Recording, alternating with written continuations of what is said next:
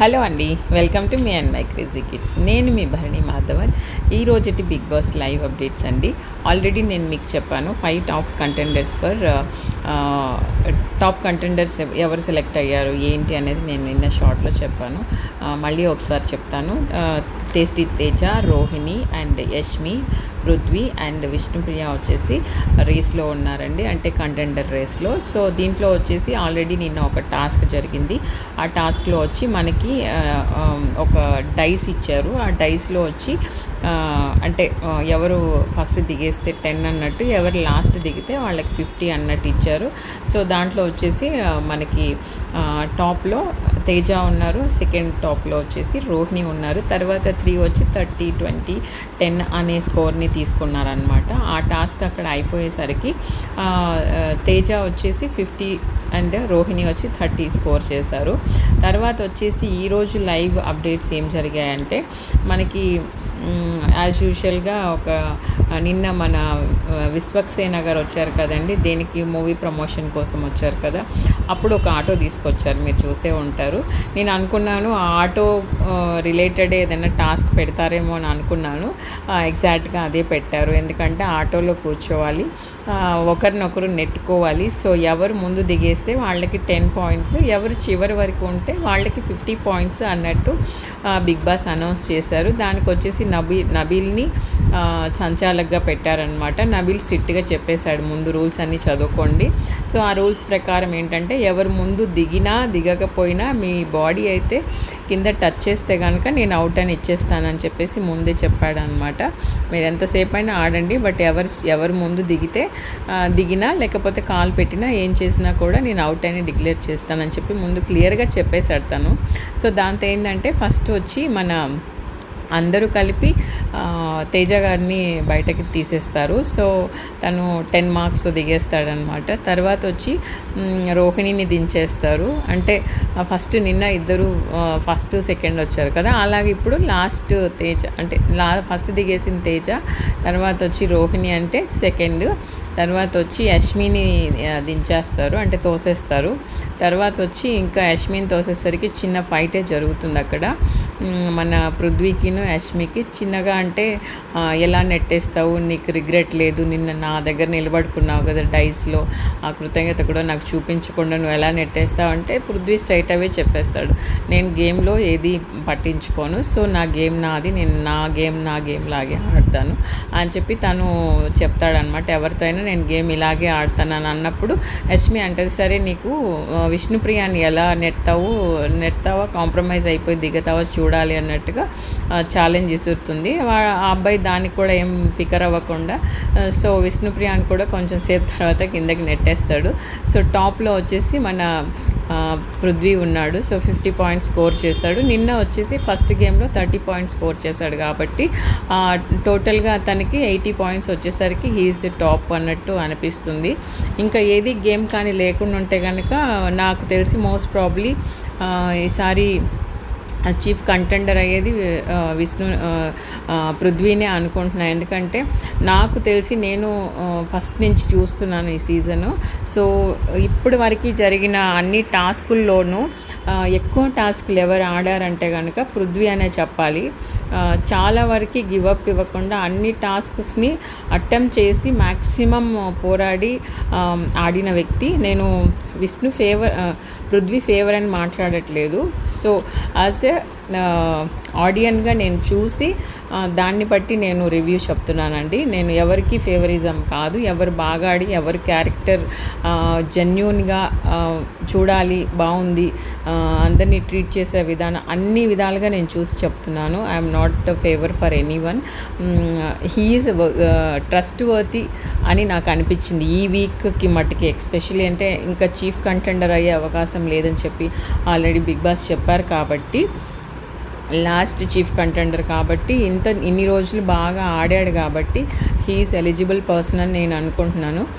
చూడాలి మరి. అయితే ఇప్పుడు 2 టాస్కులు పట్టి కానీ ఫైనల్ అయితే కనుక పృథ్వీరాజ్ శెట్టి వచ్చేసి లాస్ట్ చీఫ్ మెగా చీఫ్ అవుతాడు. లేదంటే కనుక ఇంకేదైనా టాస్క్ పెడితే ప్రాబిలిటీస్ బేస్ పట్టి మెగా చీఫ్ అయ్యే అవకాశాలు అయితే ఉన్నాయి. ఇక పోతే చిన్న చిన్న గొడవలు అయితే జరుగుతున్నాయి కానీ అంత మేజర్గా ఏం లేవు. ఈరోజు జరిగిన వాటిల్లో రోహిణికి ప్లస్ మన మేడం విష్ణుప్రియకి చిన్న గొడవ అయితే జరిగింది. అక్కడ కూడా ఎందుకో విష్ణుప్రియ మాట్లాడితే కొంచెం నోరు జారేస్తుంది. ఆ జారడంలో ఏమైందంటే రోహిణిని సంథింగ్ ఏదో ఒక మాట వదలడం వలన తను కూడా చాలా హర్ట్ అయింది. నువ్వు మాట్లాడితే ఏదంటే అది మాట్లాడేస్తావు, కొంచెం చూసుకుని మాట్లాడన్నట్టుగా రోహిణి అయితే విష్ణుప్రియని అనడం జరిగింది. ఆ తర్వాత ఇంకా పోతే మన ప్రేరణ కూడా అదే పాయింట్ నేను ఇక్కడ ప్రస్తావించాలనుకుంటున్నాను. ఎందుకంటే మనము ఒక మాట ఆడకపోయినా పర్వాలేదు, ఒక మాట మాట్లాడేస్తే ఆ మాట చాలా దూరం తీసుకెళ్తుంది, మన క్యారెక్టర్ని డిసైడ్ చేస్తుంది అనమాట. అంటే మనం ఒక మంచి పబ్లిక్ ప్లాట్ఫామ్లో ఉన్నప్పుడు అది మన క్యారెక్టర్, అంటే మనం మాట్లాడే మాట ఎదుటి వ్యక్తికి రీచ్ అవుతుంది లేదా పక్కన పెడితే మన క్యారెక్టర్ని అయితే అసాసినేట్ చేసేలాగా చేస్తుంది ఆడియన్స్ దగ్గర నుంచి. ఎందుకంటే ఇప్పుడు ప్రేరణ కూడా చాలా గట్టి పోటీ ఇస్తుంది అనమాట, మామూలుగా ఇవ్వదు అసలు. ప్రతి ఒక్క టాస్క్లోనూ వెనకంజ వేయకుండా she's very good to play the games అనమాట. ఎక్కడ కూడా వెనక నేను ఆడలేను, నేను గివప్ ఇస్తాను అనే మనిషి అయితే కాదు. She was very strong. అలాంటి మనిషి ఎక్కడ వీక్ అవుతున్నారంటే ఏదైనా ఒక నెగిటివ్, అంటే ఒక డిస్కషన్ వచ్చినప్పుడు ఈ మాట అనాలి, ఈ మాట అనకూడదనే ప్రస్తావన మైండ్లోకి రాలేక షీ వాజ్ ఫ్లోలో షీఈస్ టాకింగ్ అనమాట. అదేంటంటే ఎదుటి వ్యక్తికి ఒక మాట మాట్లాడే దాని వలన నెగిటివ్గా ఫీల్ అవుతుంది, అంటే జనాలు నెగిటివ్గా తీసేసుకుంటున్నారు. తిను ఏదైనా మాట్లాడితే మాట వదిలేస్తుంది, మాట జారుతుంది అనే ఒక దీంట్లోకి వెళ్ళిపోతున్నారు అనమాట. ఆ ఒక్కటి కానీ కంట్రోల్ చేసుకుంటే షీఈస్ ద బెస్ట్ ప్లేయర్ అని చెప్పొచ్చు. ఇంకా పోతే ఏంటంటే మన నిఖిల్ గురించి తెలిసిందే.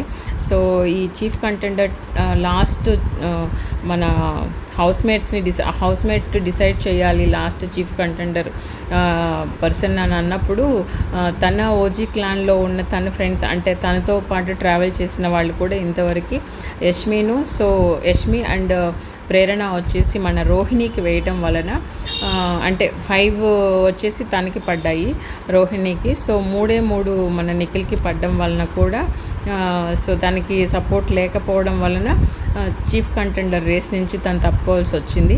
సో దాంతో ఏంటంటే తన టీషర్ట్ తానే చింపుకొనేసి తర్వాత ఇంకా ఎవరిని కూడా ఎక్కడ ఏమీ నాకు ఎందుకు ఇవ్వలేదన్న పాయింట్ తను ఎవరితోనూ అనలేదు, ఎవరితోనూ మాట్లాడలేదు.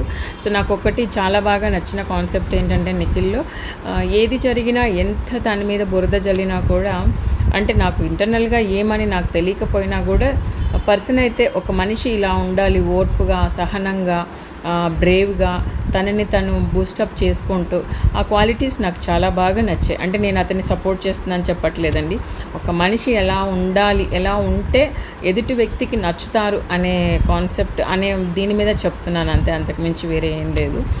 సో అలా ఉండటం వలన కూడా అతనికి అంత నెగిటివిటీ లాస్ట్ వీక్ జరిగినా కూడా కొంచెం పాజిటివ్గానే రెస్పాన్స్ వస్తుంది బయట జనాల నుంచి నేను చెప్పాలనుకుంటున్నాను. ఇంకోటి ఏంటంటే ఓటింగ్ పరంగా చూసినా కూడా నిఖిల్ టాప్లోనే ఉన్నాడు. సో గౌతమ్, నిఖిల్ అండ్ మన నబీల్ వీళ్ళంతా 1, 2, 3 ఈ రేటింగ్లోనే ఉన్నారు. సో ఏమీ అంత అయితే ఎఫెక్ట్ అవ్వలేదు లాస్ట్ వీక్ మన ఎలిమినేట్ అయిన వాళ్ళు వచ్చి నామినేట్ చేయడము తనకైతే అంత ఎఫెక్ట్ అవ్వలేదు. ఎందుకంటే అతను రియాక్ట్ అయి ఉంటే మేబీ నెగిటివ్గా వెళ్ళేది. He was very patient and he was very obedient and చాలా ట్రాన్స్పరెంట్గా మైండ్ బ్లాక్ అయినా కూడా he was very quiet and చాలా తెలివిగా మేనేజ్ చేయడం అంటే హ్యాండిల్ చేశాడని చెప్పొచ్చు. సో ఇలా నడుస్తుంది ఇప్పటికైతే. ఆ 2 టాస్కులు జరగడం వలన టాప్లో అయితే పృథ్వీ ఉన్నాడు. So he's trustworthy person for this week as a mega chief అని నేను అనుకుంటున్నాను. ఇలా అప్డేట్స్ మీకు ఇస్తూనే ఉంటాను, లైవ్ అప్డేట్స్. నా ఛానల్ని లైక్ చేసి సబ్స్క్రైబ్ చేసి షేర్ చేయండి. And I'll give more information related to education, my business, everything.